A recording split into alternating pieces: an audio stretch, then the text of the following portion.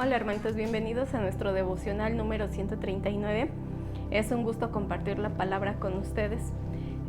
Hoy quiero hablar sobre Hechos 26 del 1 al 18. Si hemos leído nuestro devocional del día de hoy, nos damos cuenta que habla de la defensa de Pablo en presencia del rey Agripa.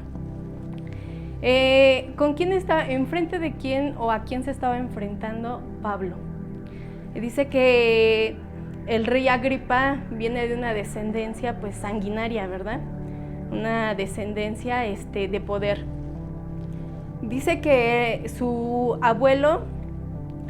bisabuelo mató o trató de matar cuando nació Jesús, lo trató de matar. Su abuelo mandó a decapitar a Juan el Bautista y su padre hizo de Jacob el primer mártir al apóstol. Entonces podemos ver que Pablo estaba confiado realmente en Jesús, ¿verdad? Estaba realmente confiado en Dios, porque aunque él sabía ante quién se estaba presentando, pues no había ese temor, porque ya Dios había escrito en Hechos 9:15 que él iba a ser ese instrumento escogido para llevar su nombre en presencia de los gentiles y reyes de los hijos de Israel. Ya había sido predestinado, ya Dios tenía un destino marcado para Pablo y por el cual él estaba confiado. Vemos también que dice, entonces Agripa dijo a Pablo, te permito hablar, se te permite hablar. Pero no era así que se le permitiera. En Hechos, como estamos viendo 9:15, que ya estaba escrito, que Dios le estaba dando el permiso a Agripa de escuchar el evangelio, más no de que Agripa le estaba dando el permiso a Pablo de defenderse. Aunque Pablo no era un fariseo, era descendiente de Jerusalén, era un judío, era un hebreo. Él vivió como fariseo. Una cosa ahorita que nosotros conocemos de Cristo es ser cristianos, pero no vivir bajo la voluntad de Dios. Y otra cosa es vivir como cristianos porque vivimos bajo la voluntad de Dios. Así era con Pablo. Él no era fariseo, pero vivía como fariseo, cumplía las leyes de los fariseos, llevaba todo al pie de la letra. Pero ¿esto a qué nos lleva? ¿Realmente estamos obedeciendo la voluntad de Dios? Así como Pablo en algún momento obedeció las leyes de los fariseos.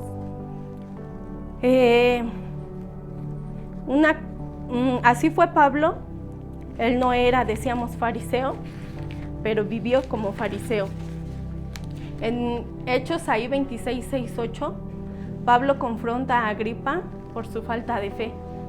Él dejó muy en claro en su mente y en su corazón que él seguía siendo judío, fiel, y él se aferraba a las promesas de Dios, a la promesa de la resurrección, a la promesa que Dios le había dado a sus padres, lo cual los judíos mismos lo estaban criticando o lo querían juzgar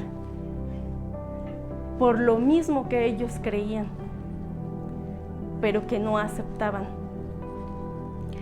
Pablo pensó que debía perseguir a los seguidores de Jesús, encarcelándolos, asesinándolos y a veces forzando a algunos a renunciar de su fe. ¿Qué le dolía más a Pablo? Por lo menos dice que los que murieron o mató, pues murieron siempre firmes en su fe. Pero los que obligó a renunciar de Jesús, de su fe, ¿ellos realmente se perdieron o realmente siguieron a Cristo? Eso es lo que a Pablo le preocupaba, saber que a los que había obligado a renunciar, a blasfemar contra su fe, pues se habían perdido. Así como Pablo, a lo mejor no somos esos perseguidores, pero sí, en nuestra vida no creo que hiciéramos lo correcto, ¿verdad? Nuestra manera de vivir no era la adecuada, no era conforme a la voluntad de Dios. Tal vez llegamos a arrastrar a otros al pecado, ¿verdad? Llegamos a avergonzar a otros y que se avergonzaran de su fe, a que a lo mejor se perdieran muchos durante nuestra vida sin Cristo. ¿Realmente estamos siendo transformados? Pablo, al momento que tuvo ese encuentro con Jesús, fue transformado en su mente, fue transformado en sus acciones. Nosotros, al momento que tuvimos ese encuentro con Jesús, ¿estamos siendo transformados? Tanto en nuestra mente como en nuestras acciones. Dios hoy nos invita a reflexionar. No importa del pecado que Dios nos sacó. ¿Por qué? Porque Él ya nos dio esa salvación, Él ya nos dio ese perdón. Que no nos siga arrastrando a aquello que cometimos y que creemos que a lo mejor no tenemos perdón. No es así, no le quitemos esa sustancia a Dios, ese poder. Él ya nos perdonó y nos ha hecho nuevos. No vayamos contra la voluntad de Dios. ¿A qué te está llamando? ¿A ser ministro? ¿A qué te está llamando? ¿A tener esos dones? ¿A servirle? ¿A ir a dar las buenas nuevas? No vayamos contra la voluntad de Dios, no busquemos voluntad humana. No busquemos agradar al ser humano, a nosotros mismos, sino busquemos agradar a nuestro Señor. Así como Pablo es ese grande ejemplo de que podemos hacerlo. No importa lo que hayamos pasado o lo que hayamos vivido. Dios ha hecho todo nuevo. ¿Para qué? Para honrarle y glorificarle.